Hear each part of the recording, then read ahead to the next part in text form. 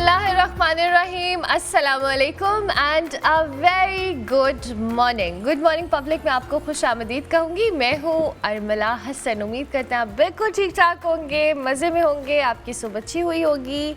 और मैं बहुत सारी छुट्टियों के बाद आई हूँ, मैं खुश भी हूँ और फ्रेश भी हूँ। लेकिन कोई बात नहीं, मुझे ऐसे अभी रियलाइज़ हुआ है सुबह सुबह ना, आज बहुत दिनों के बाद मेरी रूटीन बैक टू नॉर्मल हो रही थी, क्योंकि ये मेरी नॉर्मल रूटीन है। तो मुझे लग रहा था कि थोड़ा मुश्किल हो रही है, क्योंकि आपने इतने दिन अपने पैटर्न से हट के अपने स्लीप पैटर्न्स को चेंज किया होता है, या वैसे भी आपकी लाइफ थोड़ी चेंज हुई होती है। लेकिन कोई नहीं, इंशाल्लाह अब स्टार्ट हो गया काम, तो बैक टू नॉर्मल वाली रूटीन में हम आ जाएंगे। लेकिन उसके साथ साथ आज मेरा बहुत दिनों के बाद समझे पहला दिन है, तो अगर मैं कोई गलती करूं तो मैं उसके लिए एडवांस में माजरत कर रही हूं, क्योंकि मुश्किल होती है जब आप छुट्टियों के बाद आते हैं अपने शो पे। अच्छा जी, आज सुबह सुबह जब मैंने अखबार देखी तो कुछ नहीं बदला था। जो ऐसे मुझे लग रहा था कि पता नहीं मैंने क्या मिस आउट कर दिया होगा इस अखबार में, इस दुनिया में, इस मुल्क में। लेकिन सब वैसे का वैसा ही है। कुछ आगे पीछे चीज़ें हो रही हैं जिस पर आज हम थोड़ी बहुत डिस्कशन भी करेंगे।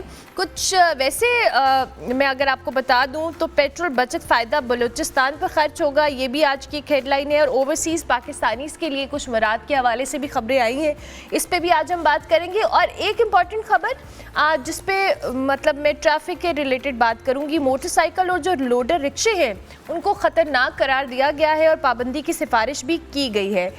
पाबंदी दो के ख़तरनाक है, सारी चीज़ें अपनी जगह पे हैं। ट्रैफिक के निज़ाम को लेकर everything gets effect with this rickshaw और ये जो लोडर रिक्शा। लेकिन अगर आप इस पर पाबंदी लगाने का सोच रहे हैं तो आपको इनको कुछ ऑल्टरनेट भी देना पड़ेगा।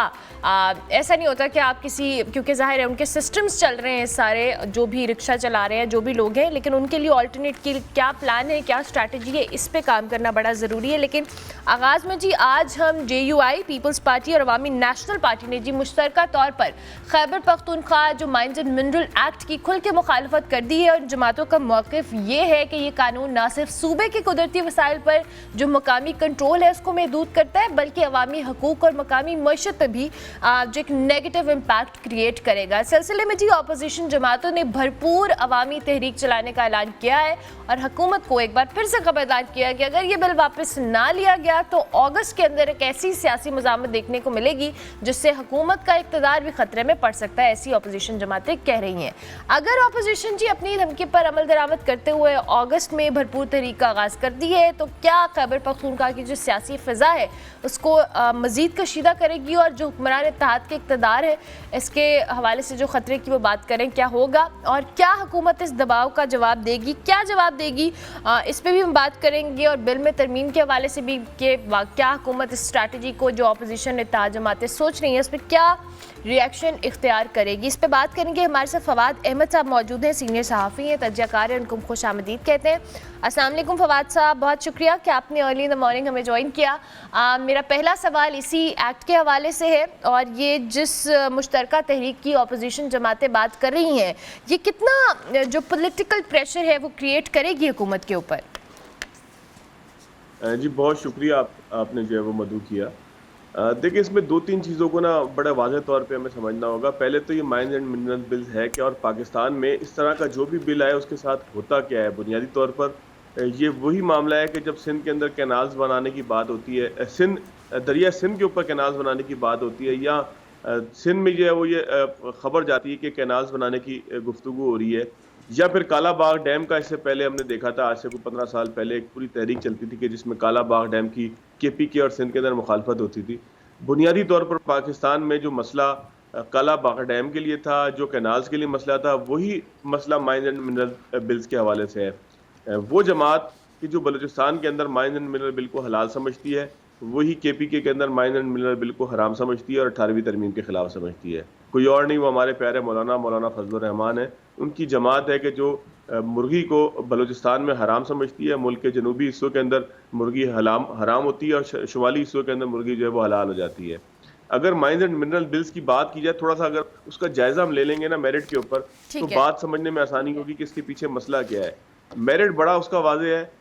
बहुत सारी चीज़ों के ऊपर हम देखते हैं कि पाकिस्तान में आज 74 साल, 75 साल, 76 साल गुजरने के बाद भी कोई कानून उस तरह से मौजूद नहीं है कि जो उसको इंडस्ट्री की शक्ल दे सके या उसको जो है वो डिजिटलाइज कर सके जब भी आप इनोवेशन की तरफ आएंगे, हमने मैस कम्युनिकेशन में पढ़ा था कि डिफ्यूजन ऑफ इनोवेशन, उसमें एक बात बड़ी वाज़ेह थी कि जब भी इनोवेशन की कोई डिफ्यूजन होगी, कोई इनोवेशन नहीं आएगी, कोई चीज़ जो है वो इनोवेशन के हवाले से आएगी, तो एक अर्ली अडॉप्टर्स की एक बहुत महदूद तादाद होगी और एक बहुत बड़ा तबका ऐसा होगा कि जिस तरह से पाकिस्तान में और मुसलमानों ने लाउड स्पीकर की मुखालफत की और सबसे ज़्यादा यूज़ भी आज मसाजिद के अंदर लाउड स्पीकर होता है जिसमें तकारीर सुनाई जाती हैं।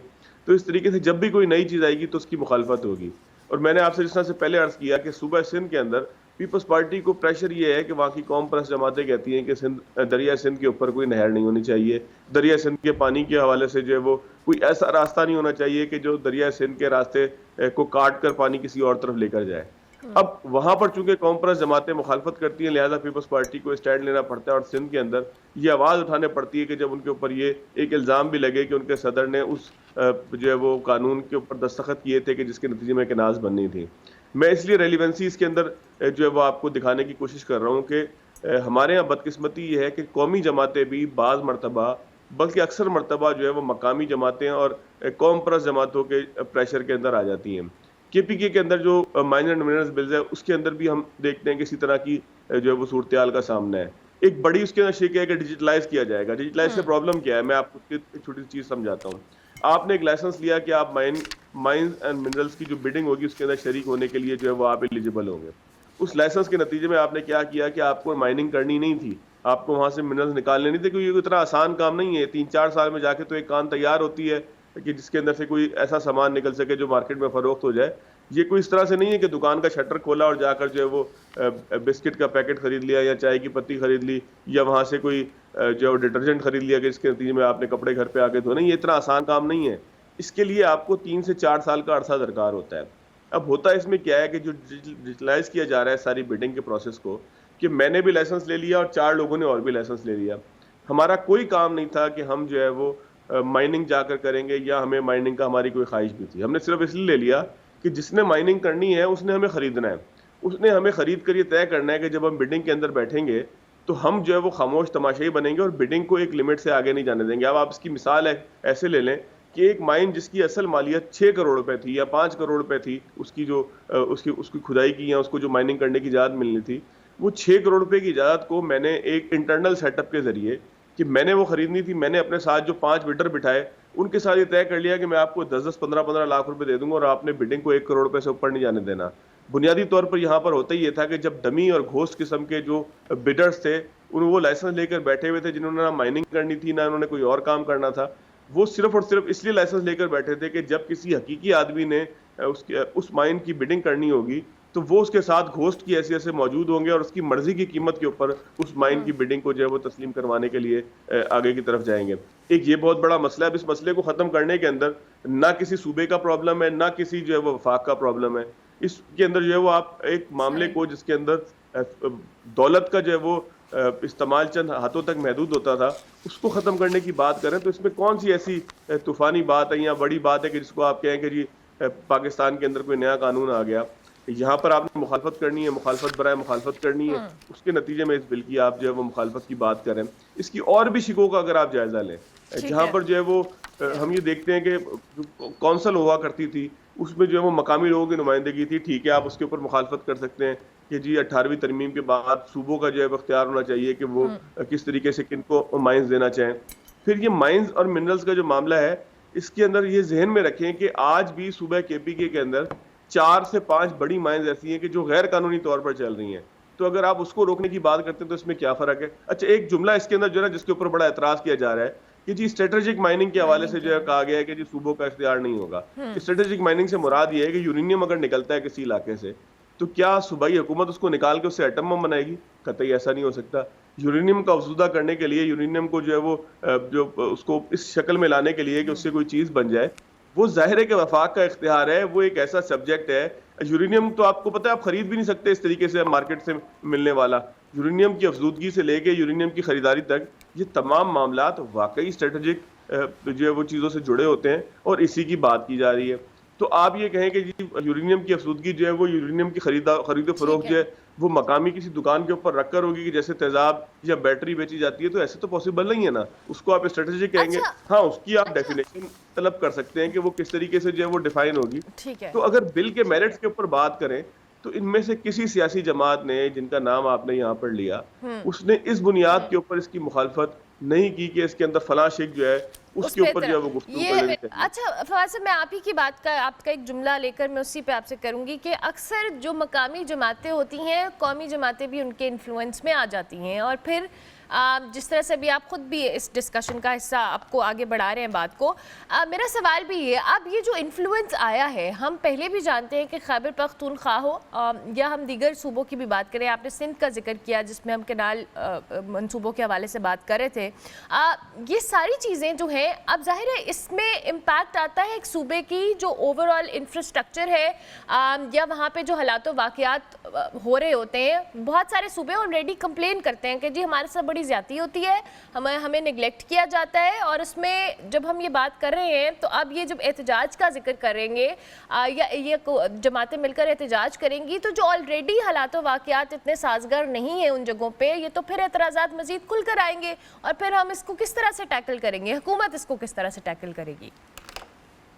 देखिए जी, बदकिस्मती पाकिस्तान की ये है कि जहाँ पर जब भी आप तरक्की की बात करेंगे ना, तो तरक्की के रास्ते में, या तो पोलियो वैक्सीन पिलाने के लिए भी परसों तरसों मुस्तफ़ा कमाल साहब किसी जगह गुफ्तगू कर रहे थे, मेरी उनसे 4-5 दिन पहले मुलाकात भी हुई। पोलियो वैक्सीन की अगर हम बात कर लें तो यहाँ तो पोलियो वैक्सीन पिलाने के हवाले से जो है वो सूबों से लेके जो है वो मकामी हुकूमतों तक लोगों को एतराज़ हो जाते हैं। तो बुनियादी तौर पर पाकिस्तान एक फेडरेशन है, रियासत है, जिसके अंदर चारों सूबों की जो है नुमाइंदगी है, और ये बिल कोई और पेश नहीं कर रहा, ये सूबाई असम्बली जो है वो पेश कर रही है। तो इसको जो है वो आप सियासी मुखालफत की बुनियाद पर ये कह दें कि ये पाकिस्तान तहरीक इंसाफ पेश कर रही है लिहाजा मुझे कबूल नहीं है, या कहीं पर पीपल्स पार्टी पेश कर रही है तो मुझे कबूल नहीं है, ये बुनियादी तौर पर एक जाहिलाना या तजाहिल आरफाना तो हो सकता है, लेकिन इसके अंदर आप ये कह लें कि ये कोई इसका मेरिट के ऊपर कोई इसके हवाले से गुफ्तगू हो रही है, ये एक पाकिस्तान की बड़ी बदकिस्मती है। सूबों के दरमियान जो है वो मैं इस बात के ऊपर बिल्कुल वो हूँ कि सूबों में होने वाला काम या रियासत की तरफ से होने वाला कोई काम, ये कोई वफाक जो है वो जबरदस्ती ये नहीं कह रहा कि ये बिल जो है वो आप पास करें, ये सूबाई असम्बली के अंदर आएगा, वहीं के अरकान होंगे कि जो इसके ऊपर डिबेट करेंगे, बात करेंगे, और उसके नतीजे में जो है वो एक सूबे के अंदर ये कानून की सूरत में आएगा। और इसमें बिल्कुल वाज़ेह तौर पर खुद पाकिस्तान तहरीक इंसाफ का मौक़िफ़ भी ये है कि जी जो है वो इस बिल के नतीजे में सूबे के अंदर जो कानून है वो ऑर्डर के अंदर आ जाएगा, एक शक्ल के अंदर आ जाएगा। चीज़ें मौजूद तो अपनी जगह हैं, यहाँ पर माइनिंग भी हो रही है, गैर कानूनी माइनिंग भी हो रही है, और हकीकी माइनिंग जो हो रही है, क्या, अच्छा मुझे एक बात बताइए, सबसे ज्यादा माइनिंग जो है हमारे यहाँ बलूचिस्तान के अंदर होती है, तो क्या माइनिंग के नतीजे में बलूचिस्तान के हालात तब्दील हो गए? कतन ऐसा नहीं है। मैं कराची से लाहौर की फ्लाइट ले रहा था, तो उस दिन मेरा ख्याल है माइंस एंड मिनरल कॉन्फ्रेंस थी इस्लामाबाद में, मेरे साथ एक चागी के एक जो है वो बिजनेसमैन वहाँ के जो जो जहाँ माइनिंग का काम करते थे बलोच, वो कराची एयरपोर्ट पे मुझे मिले। मैंने उनसे पूछा कि जी आप जो माइंस एंड मिनरल्स का ये काम करते हैं, इससे क्या सूबे के अवाम को कोई फर्क पड़ा है? तो उन्होंने कहा कि दौलत चंद हाथों में जरूर है, सरदारों के पास माइंस के ठेके हैं, ये कोई मैं और आप भी नहीं जाके ले सकते अपनी तनख्वाह से, जो कि आम आदमी के मुकाबले में बहुत बेहतर होगी। हम जाके माइंस को लेके 3-4 साल तक वहाँ पे मजदूर लगा के खुदाई नहीं कर सकते। ये कोई इस तरह से नहीं है कि आपने जमीन खोदी और बीच में से मूली और गाजर और कोई जमीन के अंदर दबा हुआ कोई फ्रूट आपको मिल गया।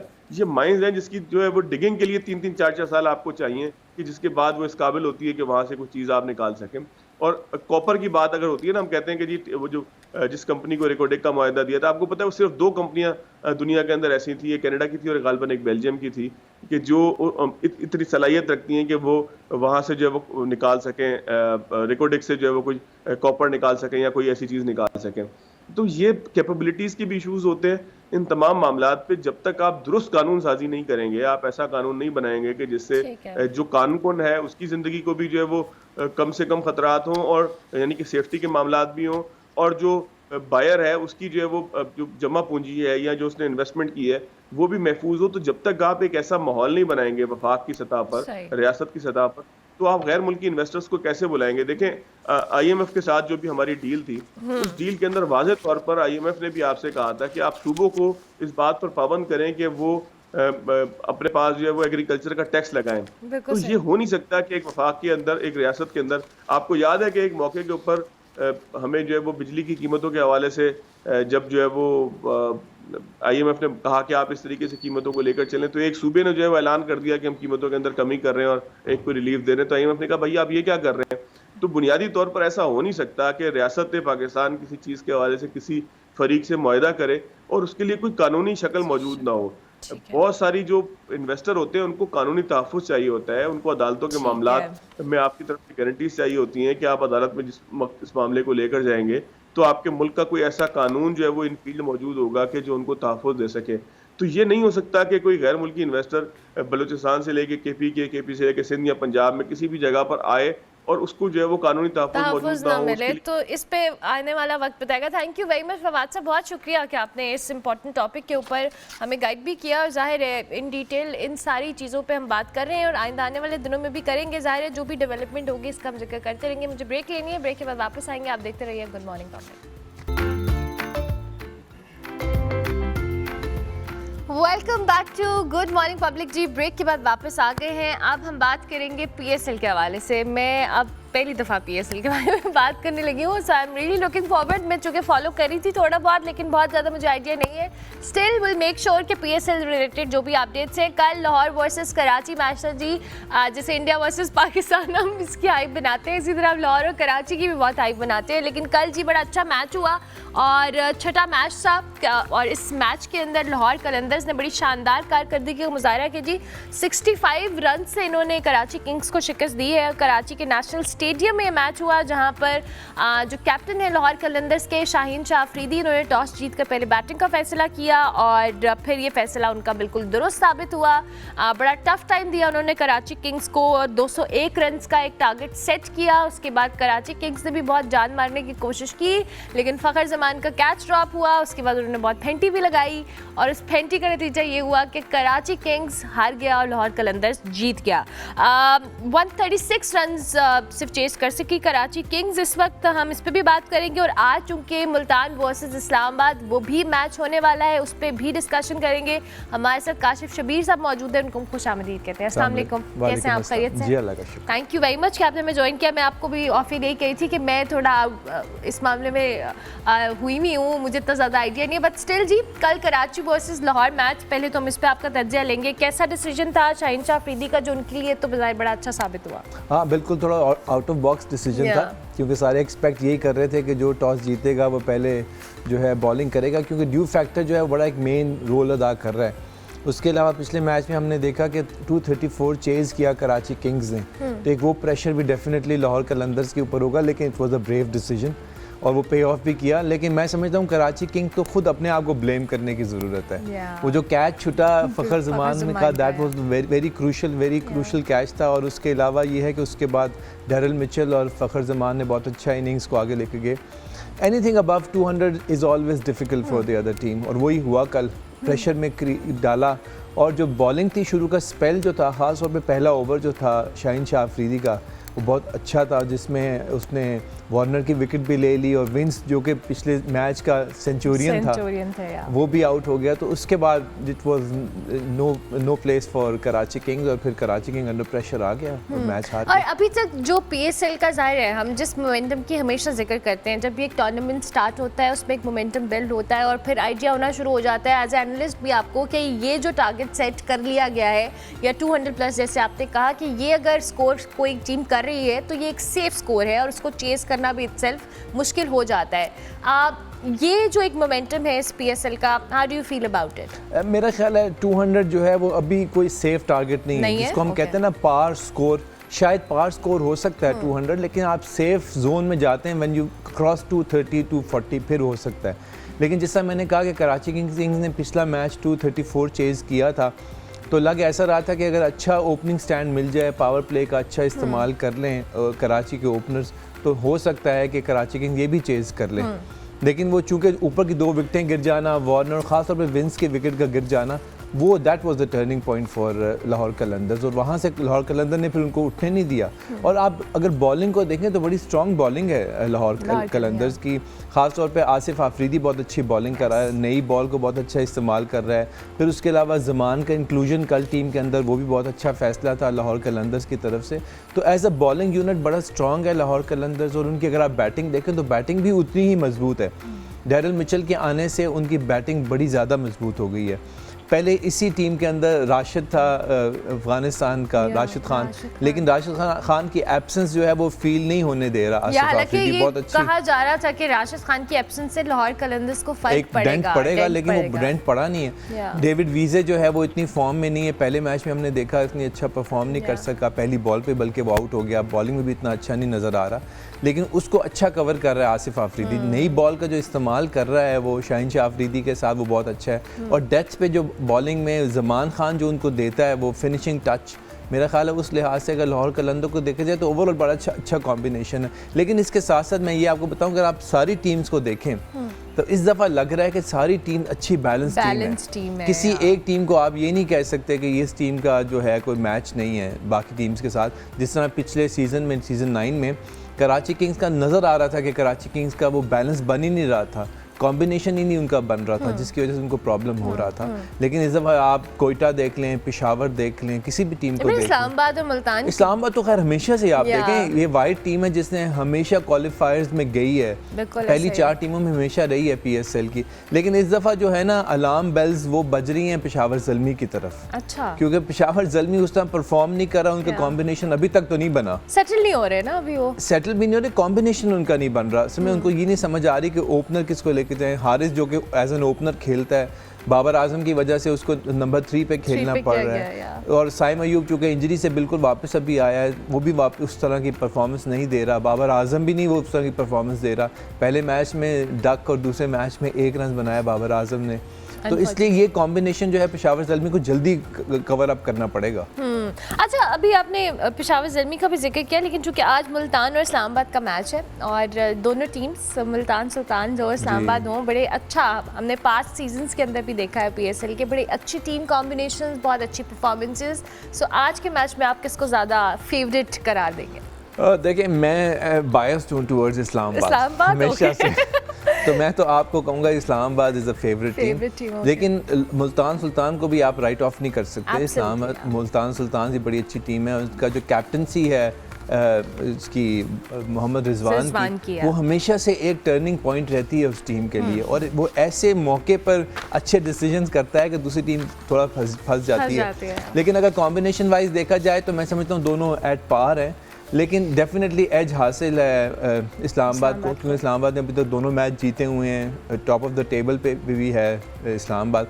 और चूंकि मुल्तान सुल्तान के ख़िलाफ़ जो 234 चेज़ किया है ना कराची किंग्स ने, वो थोड़ा सा एक उनको डेंट डालेगा ज़रूर, उनकी बॉलिंग में एक थोड़ा क्वेश्चन मार्क पैदा करता है। तो ओवरऑल देखा जाए मुझे लगता ये है कि शायद इस्लामाबाद यूनाइटेड जो है उसका चांस है, चूँकि अपने होम ग्राउंड पे खेल रहा है, पिंडी उनका होम ग्राउंड है, तो इसलिए वो भी एक एज उनको हासिल है वहाँ पर। अच्छा, Lahore, Karachi and Pindi stadium, और ज़ाहिर है अभी हम बात जिस तरह से इन स्टेडियम्स की कर भी रहे, कराची की आवाम नहीं निकल रही है मैचेस के लिए, दैट्स वेरी डिसअपॉइंटिंग। लेकिन अगर आप इसका पीछे ट्रैक रिकॉर्ड देखें तो हमेशा से ऐसा रहा है। अगर आपको क्राउड को अट्रैक्ट करना है तो उसके लिए आपको मुल्तान नंबर 1, उसके बाद पिंडी और फिर लाहौर, और फिर एंड में जाके कराची आता है। एक तो बड़ा शहर है, शायद लोग ज़्यादा मसरूफ़ भी हैं, और मेरा ख्याल है कि चूँकि अभी पास में जो पाकिस्तान की परफॉर्मेंस रही अनफॉर्चुनेटली, उसकी वजह से लोगों का एक थोड़ा सा डिसहार्ट भी हुए हैं, डिसअपॉइंटेड भी हैं, डिसहार्ट भी हैं। और दूसरी बात है कि हमें अट्रैक्ट करने के लिए बड़े नामों को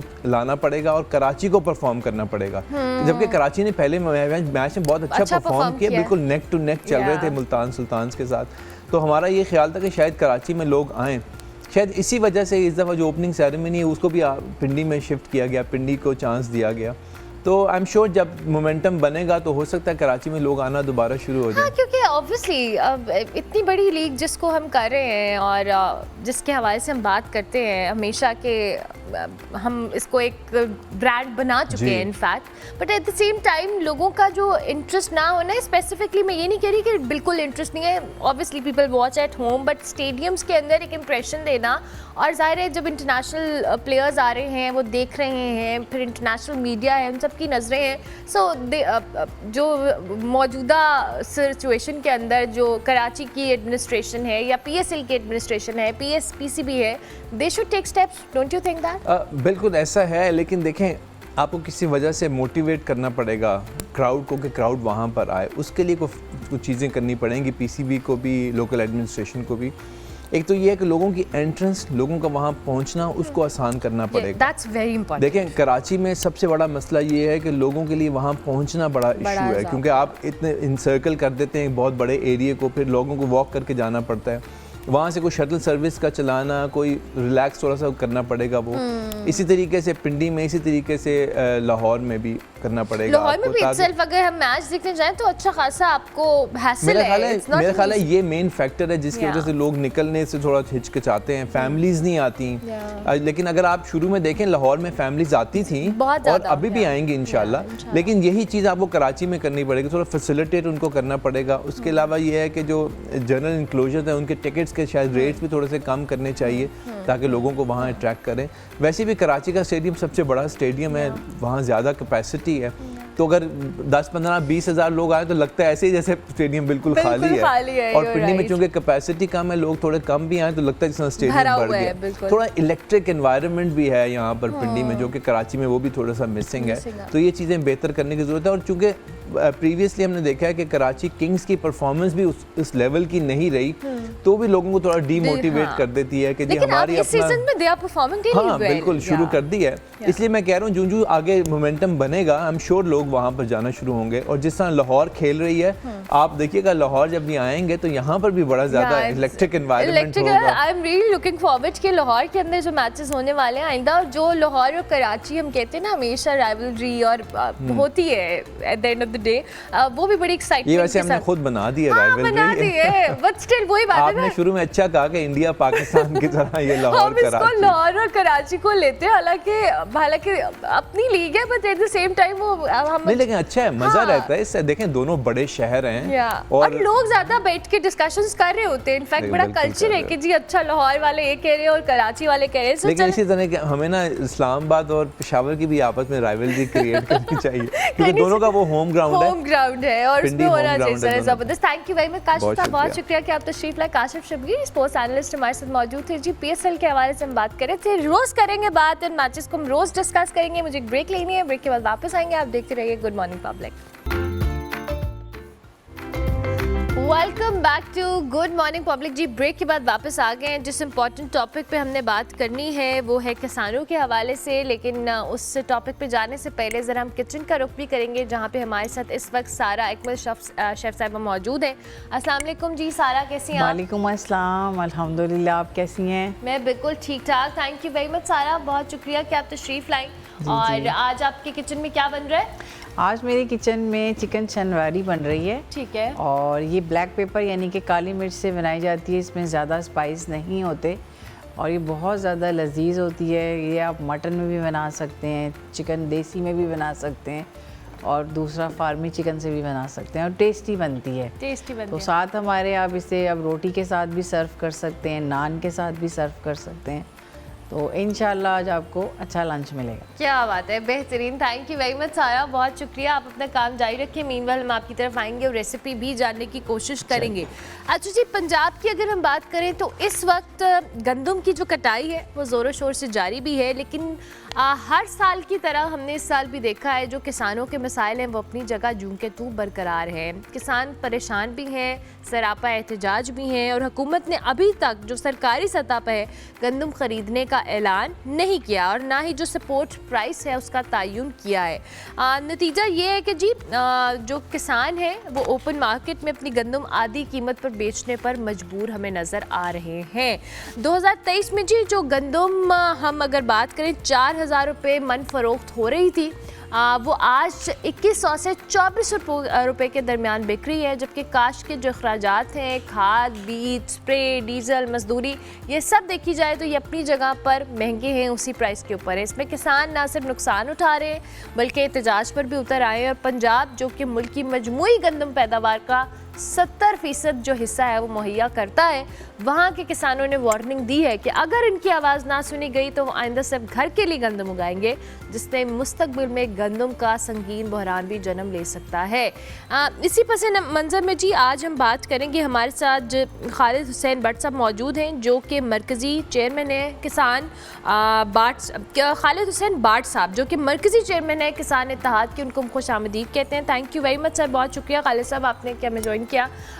ये जो मसाइल हैं हम हर साल इस पे डिस्कशन करते हैं, और अभी हमने चंद गिरफ्तारियों का भी और फिर जिक्र कर रहे थे जो कल हुई हैं हाफिज़ाबाद के अंदर। मसाइल क्या है, ज़रा हमें बाकायदा तौर पे एड्रेस करें, जो कि मैंने बहुत चीज़ें बातें अभी बताई हैं। हमें थोड़ा सा आप रिप्रेजेंटेटिव के तौर पे बताएं कि किसान इस वक्त एहतजाज या वार्निंग जो कर भी रहे हैं और जो वार्निंग दे भी रहे हैं, वजूहात क्या है? जी बहुत शुक्रिया। जैसे कि आपने ख़ुद बताया कि 2023 में गंदम का रेट 4,000 रुपये था, और उसके बाद जो खाद महंगी हुई, डीज़ल महंगा हुआ, सीड और बिजली का यूनिट जो 2023 में 20 रुपये था, अभी 60 रुपये यूनिट हम ले रहे हैं। तो महंगाई किसानों पे जो हम चीज़ें ख़रीद रहे थे वो डबल हो गई, और लेकिन हमारी गंदम का रेट जो है वो हर साल जो है ना कम होता गया। इसलिए कि गवर्नमेंट कहती है कि मैं आटा, सीएम पंजाब कहती है कि मैंने आटा सस्ता देना है, और कैसा जुल्म है कि वो किसान का पेट काट के आटा सस्ता देना चाहती है। लेकिन आज उन्होंने जिस स्कीम को लाने का ऐलान किया, उन्होंने कहा ना आटा महंगा होगा ना ही किसान को नुकसान होगा। ये भी अल्लाह करे कि ब्यूरोक्रेसी उनको कोई सही मशवरा दे दे, पहले की तरह उनको ये ना कहे कि ये किसान कार्ड दे दें, ये आप सोलर दे दें, आप ये ट्रैक्टर दे दें। मैं कहता हूँ जितने अरब आप स्कीमों पे लगा रही हैं, अगर उसी पैसों से आप हमारे से गंदम खरीद लें तो हम आपका शुक्रिया भी करेंगे। और आपको मैं कहता हूँ कि लोग पता नहीं गवर्नमेंट समझ रही है कि हम किसी के बहुत से चैनल्स पे वो बात कर रहे हैं, किसी एजेंडे पे काम कर रहे हैं। अल्लाह गवाह हम मुल्क की तरक्की के एजेंडे पे काम कर रहे हैं। अगर गंदम काश्त कम होगी तो मुल्क में ग़िज़ाई किल्लत पैदा हो जाएगी। हमारे पास तो इतने ज़रा मुबादला या डॉलर है ही नहीं कि बाहर से हम गंदम ले आएंगे। तो इस हवाले से हम बार बार, पिछले साल भी हम परमन एहतजाज करते रहे कि गवर्नमेंट से अपील करते रहे कि गवर्नमेंट खुद फैसला कर चुकी थी कि आप 4500 रुपये में हम गंदम आपसे ख़रीदेंगे, और उसके बाद हमें एक महीने में कहते रहे कि भी आपकी गंदम खुश्क नहीं हुई, अब ख़रीद रहे हैं। उसके बाद उन्होंने कहा कि आपसे गंदम नहीं ख़रीद रहे, और आप यकीन करें कि 2600-2700 में हमने गंदम बेची, और बड़ा मुश्किल किसान ने वो वक्त गुजारा। किसान फिर ये सोचता रहा कि चलो इस फसल में तुम्हारा लॉस हो गया, आने वाली फसलों में हम प्रॉफिट कर लेंगे। उसके बाद गन्ने की फसल आ गई। इसी तरह इस साल गन्ने के साथ भी ये फसल के साथ ज़्यादती हुई कि पहले गवर्नमेंट, शुगर मालकान और किसान मिलके एक रेट डिसाइड करते थे कि जी अगर हम 400 का या 350 का गन्ना खरीदेंगे तो चीनी का मार्केट में क्या रेट होगा। इस दफ़ा गन्ना भी 350 में ख़रीदा गया, जबकि उससे पिछले साल 400 में ख़रीदा गया, और चीनी आपके सामने 180 रुपये में है। बिल्कुल सही। एक तरफ तो गवर्नमेंट पंजाब और फेडरल गवर्नमेंट कहती है कि IMF का प्रेशर है, तो IMF का प्रेशर शुगर मालकान पे लागू नहीं होता। वहाँ 350 का गन्ना खरीदा है, और चीनी का रेट 115 रुपये बनता है, आज वो 180 रुपये में बेच रहे हैं। एक गरीब किसान है, वो अपनी गंदम की जो कास्ट है, हम कहते हैं कि गवर्नमेंट बैठ जाए, इस मीडिया कैमरों के सामने बैठ के हमसे डिस्कशंस कर ले कि कास्ट खर्चा कितना आ रहा है। हम खर्चे से भी, अगर आपने आटा सस्ता देना है तो हम खर्चे से भी आपको कम कर देते हैं, लेकिन ये तो जुल्म नहीं हो सकता कि 4000 मेरा खर्चा है और मुझे कहें कि आप 2000 में गंदम दे दें और मैंने आटा सस्ता देना है। मरीम साहबा, आपने अपने वोट बैंक बढ़ाने हैं तो आप अपने जेब से, गवर्नमेंट से पैसे दे के गरीब को आटा सस्ता दे देना। जो एहतजाज हो रहा था वो खत्म हो गया है किसानों के, किन बेसिस के ऊपर, किन टर्म्स के ऊपर वो खत्म हुआ है? हमने कल पूरे पंजाब के हर डिस्ट्रिक्ट में पुरअमन, बल्कि तहसील्स में, छोटे शहरों में पुरअमन एहतजाज किए। सही। और गवर्नमेंट को, और मैंने और हमारी पूरी जमात थी वो लाहौर प्रेस क्लब के सामने 1 बजे से लेके 5 बजे तक। आप ये देखिए कल कितनी टेम्परेचर था, और सारे लोग हम रोडों पे थे सारा दिन। लेकिन उसके बावजूद, पुरअमन होने के बावजूद भी हाफिज़ाबाद में हमारे बच्चे, बुजुर्ग, जवानों को गिरफ्तार किया, और वो भी रोड पे नहीं थे, एक चौक के साथ एक पार्क में पुरअमन एहतजाज कर रहे थे। तो मैं हैरान हूँ कि हमें गंदम का रेट भी नहीं दिया जा रहा, अगर हम बात करते हैं तो हमें गिरफ्तार किया जाता है। अच्छा, नहीं, मैं ये, मेरा सवाल ये कि जो अभी आपने एहतजाज क्या अलामती तौर पे ख़त्म किया, या कोई बात हुई है आपकी हुकूमत हमारे से कौन बात करता है? ये हमको शुगर मालिकान हैं जो गवर्नमेंट में बैठे हैं, जो हमसे बात कर लेंगे। कोई सीड कंपनी के मालिक हैं या खाद फैक्ट्रियों के मालिक हैं कि जो गवर्नमेंट चलाते हैं, उनमें बैठे हुए हैं। हम गरीब किसानों से कौन बात करता है? हमें तो बस सिर्फ ये कह दिया जाता है कि ये किसान माफिया है, ये किसान वो हैं, जबकि इस मुल्क की 70% मुल्क ज़राअत से जुड़ा हुआ है। हमारे जो छोटे शहर हैं वहाँ ना कोई फैक्ट्री है ना कुछ है, वो सारी, अगर गंदम अच्छी होती है, गन्ने का रेट अच्छा मिलता है तो हमारे छोटे शहर चलते हैं, बाज़ार आबाद होते हैं। आप जाके देखें छोटे शहरों में, बाज़ारों में कोई रश नहीं है, क्योंकि गंदम का रेट हमें नहीं मिला, गन्ने की फसल का रेट। अब आप ये देखें कि हमसे गन्ना खरीदे हुए 6 महीने हो गए, शुगर उन्होंने बाहर भी भेज दी, बाहर से मंगवा भी ली, 22 अरब रुपए किसानों की आज भी शुगर मालकान ने देने हैं, उनको कोई पूछता नहीं। तो अब मुझे ये बताएं कि अब आपसे किसी भी, जितने दिनों से आप एहतजाज कर रहे थे, किसी हुकूमती रिप्रेजेंटेटिव की, किसी भी ऐसी शख्स की आपसे बातचीत या कोई मामला तय करने के हवाले से या इनिशिएट करने के हवाले से कोई डिस्कशन नहीं हुई अभी तक? कोई डिस्कशन नहीं। और ये आप एहतजाज करते रहे हैं? एहतजाज हम करते रहे। कल हमने पूरे डिस्ट्रिक्ट में, तहसील में, लाहौर प्रेस क्लब के सामने, मसला ये ना कि मैंने आपको बताया ना कि हम वो पावर नहीं है। हम किसान ग़िज़ाई गिलत पूरी करता है, गन्ना पैदा करता है, चीनी करता है, फसलें, सब्जियां, हर चीज़ पैदा करने के बावजूद भी हमारी ये औकात है कि हम पूरे डिस्ट्रिक्टों में निकले हुए थे, प्रेस क्लब लाहौर के सामने बैठे हुए थे, हर जगह पे हज़ारों किसान थे रोडों पे, लेकिन किसी ने पूछा तक नहीं, इसलिए कि उनको पता है कि इनसे क्या बात करनी है। इस वजह से हम हर साल किसान दिन ब दिन उसका माशी कत्ल हो रहा है, गुर्बत इंतहा से ज़्यादा हो गई है। मैं कहता हूँ इन अवानों से, बैठे हुए लोगों से, कि उस वक्त से डरें। अब देखिए, कल हमने कॉल दी, हम तो कोई बहुत ऑर्गेनाइज जमातें तो नहीं है ना, उसके बावजूद भी हज़ारों किसान रोडों पे थे। अच्छा, अब आपका अगला लाहे अमल क्या है? अब चूँकि आज मरीम साहिबा ने एक स्कीम लाने के हवाले से कहा है, आपने जो भी ऐलान करेंगी उसके बाद भी या उससे पहले भी, अगर आपकी चूँकि कोई बातचीत हो नहीं रही आपके मुताबिक, कोई हुकूमती नुमाइंदा आपसे बात नहीं कर रहा, तो अगला लाहे अमल आप लोगों ने क्या सोचा? देखें जी, हम कल आज फैसला अगर तो उन्होंने गंदम का रेट अच्छा दिया, हमें कोई भीख नहीं मांगता किसान कि हमें कोई जी भीख में कोई हमें कुछ दे दे। हम कहते हैं हमारी मेहनत का, हमारी फसल का रेट दे दे। हमें मरीम साहब आपसे कुछ नहीं चाहिए, ना कोई फ्री स्कीम चाहिए, ना कोई फ्री ट्रैक्टर चाहिए, कोई कर्जा नहीं चाहिए, सिर्फ हमारी फसलों का रेट दे दें। हम आपका शुक्रिया भी अदा करेंगे और आपको फूल भी हम दे तो सकते नहीं, आपके गेट के आगे रख जाएंगे कि आपने हमारी गंदम का रेट अच्छा दे दिया। हम सिर्फ ये मुतालबात करते हैं कि ब्यूरोक्रेसी से निकलें। आपके पास तो बहुत एमपी हैं जो किसानों के बेटे हैं, आप उनसे पूछ लें, लेकिन उनको डांटे ना कि मेरी पॉलिसी के खिलाफ। उनसे कहें कि सच बता दें, क्योंकि वो उनके सामने तो सच बताने की कोई हिम्मत नहीं। की आप बात कर रहे हैं, इंडिया में भी किसान, हमने देखा है कि वहाँ पे भी कुछ अर्सा एहतजाज हुआ, फिर उनके लिए पॉलिसीज हुकूमत को मजबूरन तब्दील करनी पड़ी। क्या कंपैरिजन है, क्या बेहतर हो सकता है यहाँ पे भी कि वहाँ का किसान जिस तरह अगर सुकून में है तो वो कैसे है? आप देखें कि वो वहाँ का किसान कितना एक्टिव है कि बिजली उनको फ्री, जो डीएपी हमें इधर 12,000 की मिल रही है, वहाँ 1400 की मिल रही है। 1400 की जो डीजल के लिए स्पेशल उन्होंने सब्सिडी दी है, हर पंप पे उनका डीजल की अलग ट्रैक्टर के लिए लगा हुआ है। डीजल फ्री, बिजली फ्री, खाद की जो हमें 10,000 की वहाँ 1,000 की, उसके बावजूद भी उनका रेट 3400 रुपये है। आज गवर्नमेंट उनसे ख़रीद रही है और 1 साल पहले रेट डिसाइड, 6 महीने पहले रेट डिसाइड कर देती है कि किसानों गंदम काश्त करो, क्योंकि मुल्क ग़िज़ाई किल्लत ना पैदा हो जाए। हमारा जुल्म देखें कि हमारी चीज़ें इतनी महंगी और उसके बावजूद भी थोड़े से उनके 3 बिल उन्होंने इंडिया ने उनके ख़िलाफ़ किसानों के दिए थे। लाखों किसान दिल्ली के बार्डरों पे आके पहुंच गए थे। हम तो ये भी नहीं चाहते कि मुल्क की सलामती को ख़तरा पैदा हो जाए, क्योंकि बलूचिस्तान में बड़े हालात ख़राब हैं, KPK में, क्योंकि मैं बलूचिस्तान में कल जा रहा हूँ, उधर भी हमारी तंजीम है। तो हम चाहते हैं कि मुल्क की सलामती का किसान ज़ामिन है। सबसे ज़्यादा बेटे, आपको पता है, बॉर्डरों पे हमारे किसानों के बेटों के जनाजे आ रहे हैं, हमारे गाँव में आ रहे हैं। और आपने देखा है कि आपने TV पे भी देखती होंगी कि हमारा किसानों के बेटे जब आते हैं शहीद होकर बॉर्डरों से, तो हमारे किसानों के बाप क्या कहते हैं कि हमारे 10 बेटे भी हों तो इस मुल्क पे कुर्बान।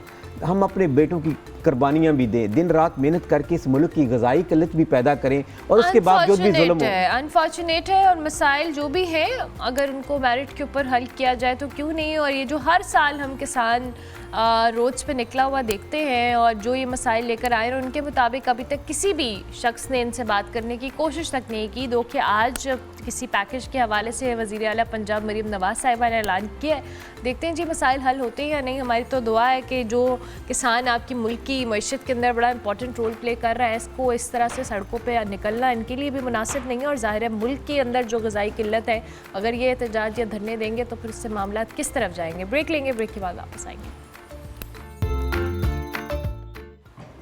Welcome back to good morning public ji. Break के बाद वापस आके विद टाइम मुझे लगता है कि ये जो रनिंग रिलेटेड या वॉक या इस तरह की मैराथन, ये सब चीज़ें जो एक कल्चर डेवलप हो रहा है स्पेशली पाकिस्तान में, दुनिया भर में तो हम देख रहे हैं, ये बड़ा इनकरेजिंग भी है, बहुत ज़्यादा मोटिवेटिंग भी है। ये जो आप विजुअल्स देख रहे हैं जी वीकेंड पर, इस्लामाबाद की जो हसीन वादियाँ हैं इसमें मार्गला पहाड़ों के दामन में चौथी inter club Margalla hill half marathon का इनेकाद किया गया, जिसने एक बार फिर साबित किया कि जी जो आपके स्पोर्ट्स हैं वो सिर्फ आपकी फ़िज़िकल हेल्थ का जो कह लें एक सोर्स नहीं है, बल्कि मुख्तलिफ जो तबके हैं, मुख्तलिफ उम्र के जो अफराद हैं, उनको आपस में कनेक्ट करने का, उनको सोशलाइज उनके साथ करने का एक खूबसूरत तरीक़ाकार भी है। मार्गला ट्रेल रनर्स के ज़ेरे तमाम जी होने वाली इस मुनफरद दौर में ना सिर्फ पाकिस्तान बल्कि जो मुल्क भर से और मुख्तलिफ ममालिक की जो सफारती बरादरी है उन्होंने भी हिस्सा लिया। 150 से ज़ायद अफराद जो हैं वो पार्टिसिपेंट्स थे और इन्होंने मशहूर मकामात जो इस्लामाबाद के हैं उनसे गुजरता हुआ जी ये जो पूरा मैराथन का एक सिलसिला था बड़ा ज़बरदस्त रहा इस मैराथन के हवाले से, और इसकी जो ऑर्गेनाइज़ कराया गया और ये जितनी हेल्दी एक्टिविटी है ये कितना ज़रूरी है कि इस तरह की एक्टिविटीज़ का ऑन एंड ऑफ जो इसको ऑर्गेनाइज़ कराया जाए, लोगों की physical health, mental health, socialising, इस सब को मेक श्योर किया जाए, क्योंकि मैंने पहले भी कहा कि दुनिया भर में ये कॉन्सेप्ट बहुत ज़्यादा मौजूद है एंड आई एम ग्लैड कि पाकिस्तान में भी बहुत अरसे से चीज़ जो कह लें बढ़ रही है। आज हमारे साथ जावेद अली साहब मौजूद हैं जो कि इस मैराथन के ऑर्गेनाइजर्स में शामिल हैं और इसके साथ साथ अतर अख्तर साहब हैं, उन दोनों को हम खुशामदीद कहेंगे। अस्सलाम वालेकुम जी। वालेकुम सलाम। कैसे हैं आप लोग, खैरियत से? शुक्र अल्हम्दुलिल्लाह। जी अल्हम्दुलिल्लाह, अल्लाह का शुक्र। थैंक यू वेरी मच कि आपने हमें ज्वाइन किया। सबसे पहले तो जावेद साहब मैं आपसे गुफ्तगू का आगाज़ करूँगी। ज़ाहिर है ये बड़ी अच्छी और हेल्दी एक्टिविटी है जो आप लोगों ने ऑर्गेनाइज़ कराई है। थोड़ा सा हमें बैकग्राउंड दें कि कितने सालों से ये हो रहा है या फर्स्ट टाइम था और किस तरह का एक्सपीरियंस रहा ओवरऑल? जी मेरा नाम जावेद अली है और me myself founder of Margalla trail runners. ये जो रेस है inter club Margalla hill half marathon we are doing from the 2022। तो ये हमारा चौथा एडिशन था और ये रेस इस kind of a unique race, different race है एज़ कम्पेयर टू अदर जो मैराथन और हाफ मैराथन रेसेस होती हैं वो फ्लैट रोड पे होती हैं। तो जिस तरह इस्लामाबाद मैराथन होती है, यहाँ पे कैपिटल हाफ मैराथन होती है, कराची होती है, लाहौर मैराथन होती है। ये मैराथन जो है हिल हाफ मैराथन, यानी कि आप you are starting from the Margalla road और ऑल द वे आप क्रॉस करेंगे दामने को और प्रीवियस मोनाल जो पीर सवावा रोड पे हैं और आप अपना पीर सवावा जो केपी के बॉर्डर है और डायनो वैली को टच करके आप जो है आते हैं पीर सवावा पे फिनिश करते हैं। तो मोस्ट इम्पॉर्टेंट थिंग इसकी जो है जो आप highest point of Margalla hills जो रोड पॉइंट है उसको टच करके पार्टिसिपेंट्स वापस आते हैं, जिसमें 800 मीटर का एलिवेशन है और 21 आशारिया जो है ना 1 किलोमीटर का जो हाफ मैराथन में वो डिस्टेंस होता है। तो ये रेस एक मुनफरद रेस है, ऑब्वियसली इसमें चैलेंजिंग रेस है specially for beginners, specially for females. And उसके बावजूद भी मोर देन 150 पार्टिसिपेंट्स उन्होंने बहुत बड़ा कमाल कर दिया अल्हम्दुलिल्लाह कि ये रेस साबित कर दिया दे कैन आइदर के मेल हैं या फीमेल हैं कि they can do anything. That's amazing. अच्छा मुझे आप बताएं as a participant, as a how do you feel कि ये जो एक्टिविटी थी हाउ हेल्दी इट वाज, और ये सिर्फ एक फ़िज़िकल एक्टिविटी के तौर पे नहीं बल्कि जिस तरह से अभी जावेद साहब भी बता रहे हैं कि बहुत सारे लोग, बहुत सारे पार्टिसिपेंट्स मुख्तलिफ एज ग्रुप्स के, उनका इस तरह की मैराथन के अंदर पार्टिसिपेट करना, ये कैसा एक्सपीरियंस था? यूजुअली यही है कि हम तो पार्टिसिपेट करते रहते हैं, तो हेल्दी एक्टिविटीज़ में तो हमारा तो 100% हम अपना रोल प्ले करते हैं। तो इसके अलावा भी हमारे दूसरे और भी फ्लैगशिप इवेंट्स हैं इसी क्लब के, हमारे क्लब के मार्गला ट्रेल रनर्स के, तो उसमें भी हम पार्टिसिपेट करते हैं। तो एज ए रनर तो इसको इसी तरह से देखा जा सकता है कि यह एक हेल्दी एक्टिविटी है, तो हम उस तरह से इसमें compete करते हैं और जब हम उस तरह से परफॉर्मेंस दे देते हैं तो ये दूसरे बिगिनर्स जो होते हैं जो रनिंग में मतलब एक हेल्दी एक्टिविटी की तरफ वो अपने आप को वो कर रहे हैं, तो उसमें उनके लिए एक वो इंकरेजिंग पॉइंट होता है कि वो अपने आप को हेल्दी एक्टिविटीज़ की तरफ ले आते हैं। तो इसमें ये नहीं होता कि सारे इसमें क्यों कहते हैं एलीट रनर्स होते हैं जो कि उस तरह से परफॉर्म करते हैं। तो इसमें जो आप सोशली अगर देखें तो हर कोई बंदा आ रहा होता है जो कि अपने लिमिट्स को वो Push करता है, करता मतलब है। कि पुश करता है। तो इस वजह से ये एक हेल्दी एक्टिविटी है। तो एज अच्छा, मैं यही अच्छा कहूँगा मुझे कि ये सारे बताएं कि ऑब्वियसली एक आम रेस और जैसे आपने खुद कहा कि मैराथन्स, आप इस तरह के क्लब्स, आपके क्लब के अंदर इस तरह की एक्टिविटीज़ होती रहती हैं कि, लेकिन अभी जिस तरह जावेद साहब ने कहा कि थोड़ा चढ़ाई वाला सीन था और फिर आप जिस तरह से एक लंबी दौड़ होती है उसमें पार्टिसिपेट करना, उसमें आपने अपने स्टेमिना को कैसे मेंटेन करना है, आपने किस पेस के साथ भागना है या चलना है, ये कितना इम्पॉर्टेंट होता है एज ए रनर। हमें कुछ बताएं जो बिगिनर्स हैं उनको भी, कि अगर वो पार्टिसिपेट कर रहे हैं क्या, so how come they can manage to run इतनी लंबी लंबी रेसेस पे। रेस के पर्सपेक्टिव से हम अगर इस रेस को हम कंपेयर करें दूसरे रेसेस के साथ, मतलब इस्लामाबाद में भी और भी रेसेस होती हैं जो कि उसमें इतना एलिवेशन गेन नहीं होता। आप अब इस जो हमारा जो इवेंट था इसको अगर आप देखें तो ये 800 प्लस एलिवेशन पे था। तो एक बिगिनर के लिए ये एक चैलेंजिंग टास्क होता है इसको कंप्लीट करना। तो कंपेयर टू दूसरे रेसेस ये एक बहुत ज़्यादा टफ रेस था, क्योंकि इसमें आप 800 मीटर एलिवेशन भी गेन करना होता है आपको, और दूसरा ये कि ये आपका एक हाफ मैराथन डिस्टेंस है। तो बिगिनर्स के लिए एक चैलेंजिंग टास्क था, और जब वो कंप्लीट करते हैं उनके लिए एक बहुत बड़ी अचीवमेंट है। तो कुछ मैं चीज़ें ऐड करूँगा कि ऑब्वियसली कहीं ना कहीं जो बिगिनर्स होते हैं स्टार्ट करते हैं, तो यहाँ पे इस्लामाबाद में मुख्तलिफ सारे प्लेटफॉर्म हैं। तो they are doing weekly activities free of cost, कि जो इस्लामाबाद में है running community is growing, even Islamabad, Lahore, Karachi. So Margala trainers do weekly activities on Sunday, Wednesday and Friday. Okay. Even हमारे दूसरे जो क्लब्स हैं, इस्लामाबाद रन विथ अस है, इस्लामाबाद रनिंग क्लब है, they are also doing great job। वो भी वीकली एक्टिविटीज़ होती हैं जो फ्री ऑफ कास्ट होती हैं, जो मुख्तलिफ प्लेटफॉर्म है, हर किसी के जिसके पास जितना टाइम है, जिस टाइम है इवनिंग में, मॉर्निंग में, दे कैन ही और she can run and join them and अपने आप को फिट रखें ऑब्वियसली। और बेसिक ऑब्जेक्टिव वही है कि आप you have to keep your fit and healthy. तो डजेंट मैटर, क्योंकि रेस हमेशा अपने आप के साथ होती है।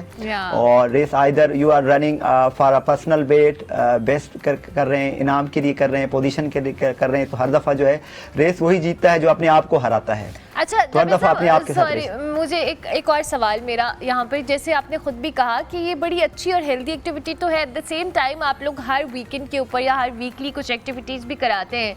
आप जो पार्टिसिपेंट हैं मुझे थोड़ा सा बताएं कि इसमें कुछ इंटरनेशनल लोग भी हम विजुअल्स में देख रहे हैं, और हमें पता भी है कि सफारती बिरादरी से ये कितना पॉजिटिव मैसेज क्रिएट कर रहा है, कि ज़ाहिर है हम एक पॉजिटिव सेफ एनवायरनमेंट को और एक हेल्दी एक्टिविटी को जो कह लें लोगों को मोटिवेट भी कर रहे हैं और दुनिया को दिखा भी रहे हैं कि it's a safe country to participate in such activities, अगर एम्बेसडर्स या दीगर लोग भी इसमें पार्टिसिपेट कर रहे हैं तो। जी बिल्कुल, इसमें मैं कुछ चीज़ें ऐड करूंगा कि जो हमारे यहाँ इस कैन बी, यानी कि एक रनिंग या ट्रेल रनिंग टूरिज्म को प्रमोट कर सकता है। कि हमारे जिस तरह साल के 4 इवेंट्स होते हैं जो फ्लैगशिप इवेंट होते हैं, जिस तरह हमारा फरवरी में मरगला ट्रेल रनिंग फेस्टिवल था, ये मरगला हिल हाफ मैराथन है, और हमारी जुलाई में जो है गलियात माउंटेन ट्रेल होती है, और दिसंबर में मरगला बेकार अल्ट्रा होती है F9 पार्क में। तो इसमें ऑब्वियसली मोर देन 30% जो है 40% फॉरेनर पार्टिसिपेट करते हैं, डिफरेंट कंट्रीज से आते हैं। इवन बहुत सारे ऐसे लोग भी रेसेस में आए हैं जो बाहर से आए हैं स्पेशली फॉर रेसेस। तो ये टूरिज्म को प्रमोट करेगा, एक पाकिस्तान का बहुत अच्छा इमेज जाता है जो लोगों की नज़रों में है कि यहाँ पे ये चीज़ है। लेकिन ऑब्वियसली, और we are blessed with the mighty mountains, तो यहाँ पे बहुत ज़्यादा 8000 पीक्स हैं और 7000 पता नहीं कितनी पीक्स हैं, बहुत सारे खूबसूरत ट्रेल्स हैं, माउंटेन्स हैं। तो यहाँ पे टूरिज़म और इस ट्रेल रनिंग के थ्रू जो टूरिज़म है या जो फॉरेन यहाँ पे जो समझ ले कि लोग आएँ तो वो ज़्यादा से ज़्यादा हो सकते हैं। जिस तरह हमारा नेक्स्ट इवेंट जो है वो गलियात माउंटेन ट्रेल है, तो इसमें बहुत सारे फॉरेनर्स स्पेशली रेस के लिए आते हैं। वो जो 60 किलोमीटर की रेस भी है, 20 किलोमीटर की रेस भी है, वो इंटरनेशनली सर्टिफाइड रेस है। तो ठीक दैट है। मीन्स कि ये गलियात वाले माउंटेन्स हैं, जिस तरह नथिया गली है, मीरान जानी है, और जो ठंडियानी वाली साइड है, they are so beautiful trails. Absolutely. और हमारे कॉलीग और एक मेरे सीनियर भी हैं रहमान अजहर, और वो भी इसी तरह की बहुत सारी एक्टिविटीज़ में हमें नज़र आते हैं। आजकल वो पेरिस में है, वो भी वहाँ पे भी एक मैराथन में पार्टिसिपेट जी करके। बिल्कुल, वो हमारे दोस्त ही हैं, बड़े अच्छे दोस्त हैं रहमान अजहर साहब। बिल्कुल, बिल्कुल। अभी उन्होंने वियना में मैराथन की थी, ऑस्ट्रिया में, और अभी उन्होंने पेरिस में भी की है, पेरिस तो में ही किया। वाज मिसिंग अस। तो he is a great marathon runner, ultra runner. बिल्कुल ठीक है, बेहतरीन। और हम रहमान को देख के मोटिवेट होते हैं, और नेक्स्ट टाइम आपकी जो भी एक्टिविटी हो आपने में बताना है, विल मेक श्योर कि हम इसको इंटरनेशनल पर्सपेक्टिव से कवर भी करें, और मैं खुद भी आऊँ, पार्टिसिपेट करूँ, and it's a healthy and great activity, और ये बड़ी अच्छी एग्जाम्पल सेट हुई है। Thank you very much. बिल्कुल, जी मैं रिक्वेस्ट करूंगा, हाँ मैं रिक्वेस्ट करूंगा कि ये, क्योंकि रनिंग कम्युनिटी अभी ग्रो हो रही है, हमारे पास इस तरह के मतलब चीज़ें नहीं होती, तो अगर ये मीडिया के थ्रू या कहीं से थ्रू हमें हेल्प हो जाएगी तो इट विल हेल्प अस कि हमें जो है स्पॉन्सर सपोर्ट मिल जाएगी, और जो है वो running community will more grow. ठीक है, ठीक है, थैंक यू वेरी मच, बहुत शुक्रिया आपका अतर साहब, आपका भी, जावेद साहब आपका भी। और मुझे ब्रेक पर जाना है, ब्रेक पर जाने से पहले खाना बिल्कुल रेडी हो गया सारा, मुझे क्विकली रेसिपी बता दें। और ये तो बड़ी जल्दी बन गई है आपकी शनवारी Yes. कढ़ाई। दिस इज़ अ चिकन शनवारी कढ़ाई, Okay. और साथ हमारी घर की जो है वो मज़ेदार रोटी है, गंदम की रोटी।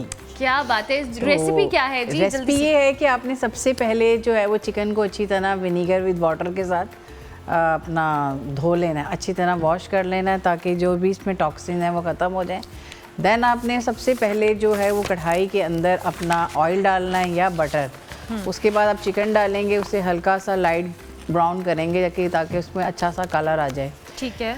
देन आपने उसमें ऐड करना है जिंजर गार्लिक पेस्ट, और 4 to 5 आपके पास टमाटोज़ होने चाहिए। उनको बिल्कुल हमने बस कट लगा के ऐसे ही डाल देना है, इसमें ज़्यादा स्पाइस नहीं होता। और मोस्टली इसमें जो है हम ये काली मिर्च, नमक और हल्दी, इन स्पाइस का इस्तेमाल करते हैं। इसके ज़्यादा हम रेड मिर्च की तरफ तो जाते ही नहीं हैं, ठीक है। क्योंकि इट्स अ शनवारी, और शनवारी हमेशा ठीक काली है। मिर्च में ही बनाई जाती है। बेहतरीन। तो बस इसे अच्छे से पका लें। उसके बाद लास्ट में इसके अंदर जिंजर, ग्रीन चिलीज़, चाहें तो लेमन और भी वो रख इसकी सकते हैं। प्रेजेंटेशन बताइए कि बहुत ज़बरदस्त है। थैंक यू वेरी मच सारा, बहुत शुक्रिया इतनी अच्छी रेसिपी, इतना अच्छा खाना बनाने के लिए। हमने ब्रेक लेनी है, ब्रेक के बाद वापस आएंगे। आप देखते रहिए गुड मॉर्निंग पब्लिक।